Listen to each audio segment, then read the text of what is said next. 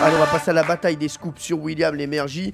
On pourrait en faire plusieurs, hein, bataille des scoops sur William, tant il y avait d'histoires et d'anecdotes à raconter. Valérie Benaïm, Jean-Luc Lemoyne et Thomas Hervé vont essayer de vous étonner. Et Pierre Bellemare, vous choisirez le meilleur scoop sur William Lémergie. On va démarrer aujourd'hui par Thomas Hervé, qui a la pression puisqu'il est devant son chef. Exactement. Alors nous sommes en 2004, je ne sais pas s'il s'en souvient. À l'époque, William Lémergie présente une émission qui s'intitule « Y a pas que la télé », qui est diffusée sur France 3 Grand Ouest. Et ce mois-ci, l'émission va à la rencontre du cirque Pinder et de son dresseur, qui s'appelle Frédéric Edelstein, et qui fait un numéro de tigre absolument épatant. Et donc, se met en place la production et en gros on se dit bah tiens, on va faire une interview de Frédéric Edelstein mais à l'intérieur de la cage aux fauves.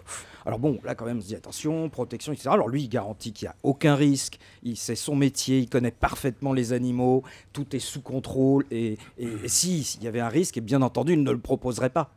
Et moi, je suis dans un petit coin et je vois son assistant. Qu'est-ce que tu faisais dans le petit coin? Là, j'étais en train d'assister la production. Faisais pipi. Voilà. Et je vois son assistant, qui est un Hongrois, qui s'appelle Tchak. Et le Hongrois qui est chargé de lever la herse pour faire rentrer donc les tigres dans le plateau, ce qui va devenir le plateau de tournage, il lui manque un bras. Alors, il lève la herse, mais avec l'autre bras. Donc, je vais le voir. Je lui dis, mais il vous manque un bras parce que vous avez eu un accident de voiture et tout. Et il me dit, non, pas du tout. Il manque un bras parce que je me suis fait choper par un tigre qui m'a arraché le bras et j'aurais pu y rester. Ouais. Alors bon, là, c'est là où je me suis dit, bah, je vais aller faire un reportage sur les clowns funambules et je suis parti complètement du site de production. En revanche, il y en a un qui est resté. C'est William Lémergie et je n'ai jamais su, et je ne sais toujours pas 10 ans après, comment si, il a toujours un vrai bras. a réussi à le persuader, parce qu'il avait vu Tchak avec son bras en moins, et il avait vu lever la herse, et il savait qu'il avait un bras en main pour cette cause-là, et il a quand même fait. Ce type s'appelait en réalité Tchak Tchak, mais on lui avait enlevé plus que Tchak. Non, alors, là, non, je dis ça pour Cyril parce que je sais que ça va le faire rire. En réalité, il m'a fait rentrer dans la cage. Il était là, lui, assez sûr de lui, avec le lion à côté. Et il me disait, approche-toi.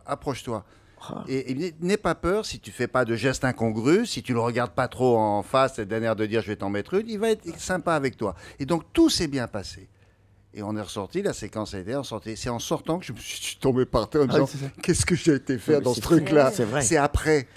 Mais j'avais peur, j'étais tout blanc, je transpirais en disant qu'est-ce que j'ai été faire là. Au moment où ça s'est produit, j'avais tellement confiance dans le dompteur, je me dis bon, ça va aller. Mais je vais vous dire, les femmes ont exactement la même sensation quand elles viennent à la maison et après sur le chemin du retour, faut qu'est-ce que j'ai été faire dans ce truc-là. Non mais c'est ça, c'est vrai, mais c'est toujours comme ça. On m'appelle le lion, hein.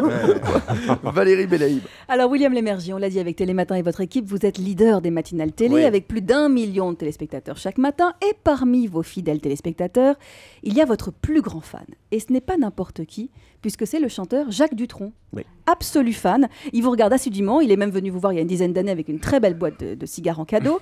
Mais l'histoire ne s'arrête pas là, puisque Jacques Dutronc est tellement attaché à l'émission qu'il a créé l'ATAT.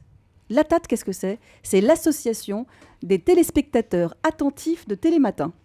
Et c'est une association dont il s'est fait président, ce qui fait de lui Monsieur Patate, le président de l'ATAT. Oui. Et pour remercier Dutronc de cette assiduité, vous avez décidé de faire une vidéo avec toute l'équipe de Télématin où vous chantez en playback « Il est 5h, Paris s'éveille ».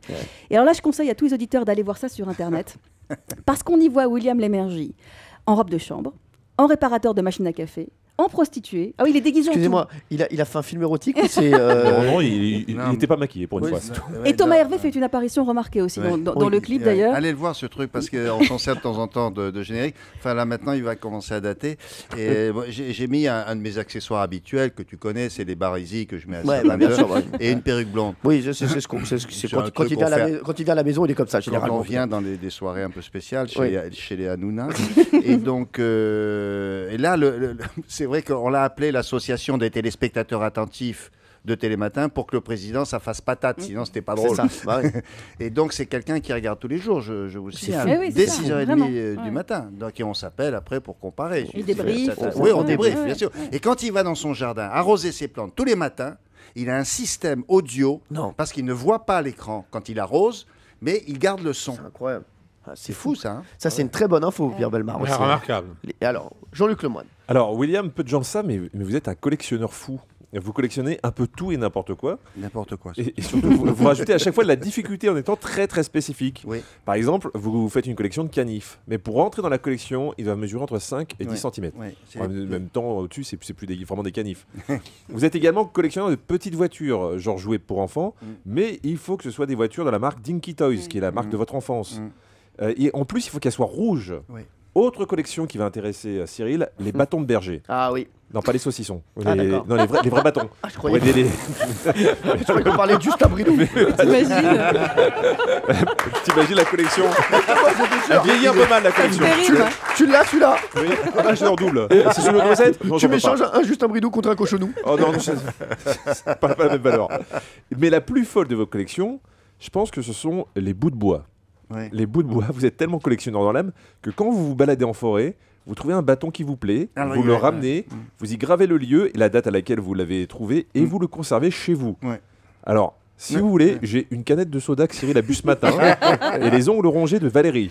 Si vous voulez débuter une nouvelle collection. Oui, mais ça, il faut que ça soit la première fois. C'est-à-dire, si je rencontre les ongles de Valérie sur la table, c'est la première fois que je vois Valérie, les ongles, je le prends.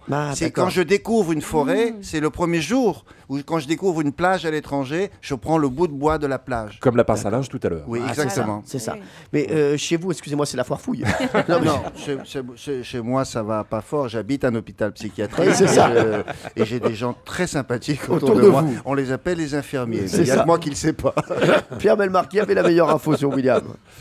Je vais quand même donner la victoire à notre ami Benaïm. Oui, je suis d'accord. C'est Valérie Benaïm qui avait la meilleure information, même si les trois étaient très bonnes. Très bonne. Valérie Benaïm qui gagne la bataille des scoops sur William Lémergie.